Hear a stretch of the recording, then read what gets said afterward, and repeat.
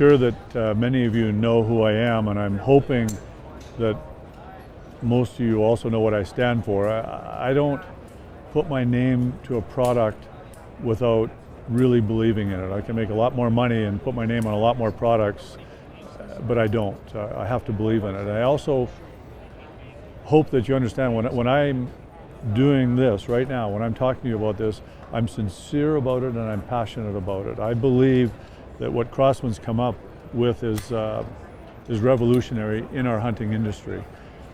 It's an airbow, and I don't know how else you would classify it. You guys have to decide that. It's an arrow that's propelled by air, not by energy stored up in a string and cams and wheels, like on a crossbow or a compound bow.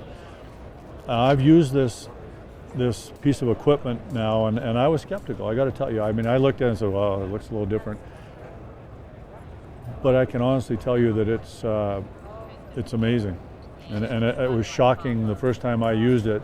I was shocked, and there was no acting when I shot that bison in Texas. I was shocked. I mean, I thought it would do that, but until you actually use it, it's just hard to believe. Number one, it's accurate. It's accurate. So you've taken away one of the issues with archery, which is wounding animals. And again, no offense to the archers. There's great archers out there, but wounding is a factor. When you can put something in someone's hands that they're familiar with, especially rifle hunters that are coming into the archery category, the archery side of our industry, they know how to use this. It's a scope, I get that. Crosshairs, I get that. It's pull the trigger and it's straight, it shoots accurately. It's got a safety that's unparalleled. The velocity on it, or the feet per second, is about 450 feet a second. Now, I'm sure the Crosman engineers can govern that one way or another if they have to. You guys have to decide what limits you want to set. I think a crossbow shoots at about 420 feet a second. I'm sure they're trying to achieve faster speeds, just like they are in archery, the actual vertical bows. So we can govern it down, up, whatever you guys would feel is necessary. It shoots a full-length arrow. And again, as a hunter, you know, my objective is to get that animal, put the lethal force into it as accurately as possible, which is, again, this with a crosshair with a scope on it.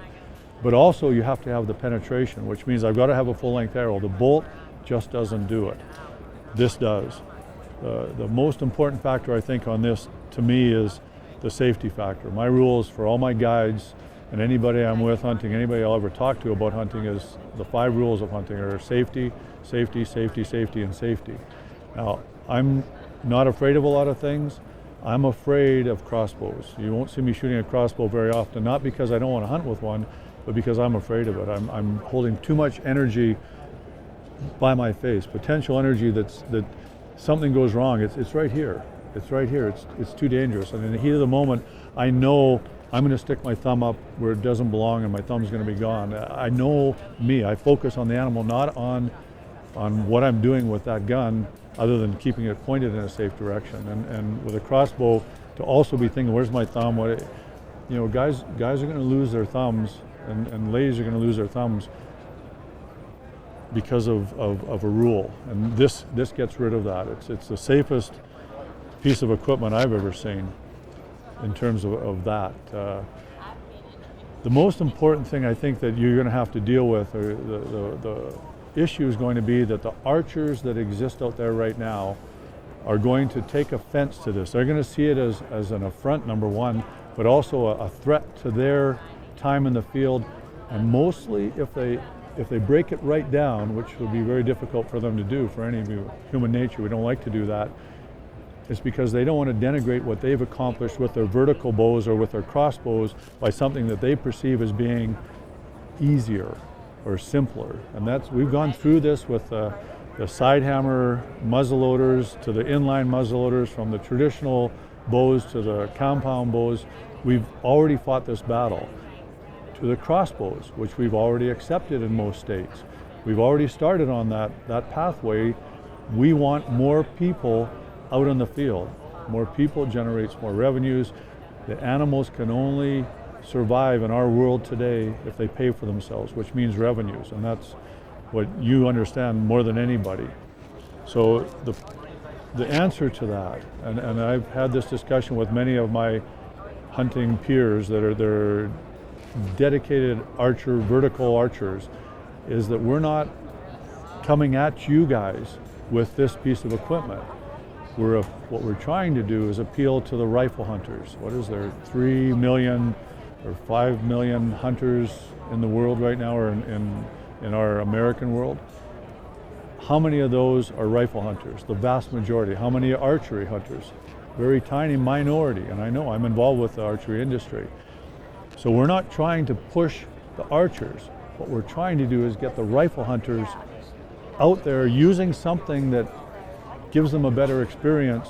Number one, if you're looking at the spirituality side of it or the philosophical side of it, on the economic side, we're generating more dollars for the wildlife, which is our ultimate goal in the end. Of course, we all want to make a living too, there's no denying it. But if we can bring those archers or turn those rifle hunters into airbow archers, because they get it. It's just simple. You just hold it up, aim, shoot. It's simple to reload, safe. And the experience, once they're out there, there's a percentage of those rifle hunters are going to turn into vertical archers, into bow hunters. And it'll just add to the field. Now, as far as the actual seasons go, you gentlemen and ladies are going to have to figure out how to make a season for this, equipment. Whether you put it in the archery season, you do it with crossbows right now at 420 feet a second. This is 450 feet a second. Is it that big a stretch? And it's safer. It's more ergonomic. It'll bring more people into that part of the world. Then you have to make that decision how that happens. Or do you take a piece of the rifle season and just allow this? We do that with muzzleloading. This is not a muzzleloader other than you do load it from the end. I've shot a lot of animals with muzzleloader, and I cannot do with this what I can do with my muzzleloader. So that's not exactly right either. This is so much closer to a crossbow, to the vertical bows. That's for you, like I say, ladies and gentlemen, to sort out. But I can tell you that I predict if this doesn't get pushed into legislation to make it legal, it's going to get pulled into legislation. There's going to be enough people that want it that it's going to have to be addressed. So it might as well be proactive, and let's just accept it that this is the future. And I'll make another prediction. I think that within 10 years there's going to be a majority of hunters right now that own and use one of these, and longer into the future it could be the future actually. So I'm speaking from the heart. I'm speaking sincerely, and I'm hoping that you know me well enough to know that I'm not going to lie to you about this, and that's no guff. Over to you.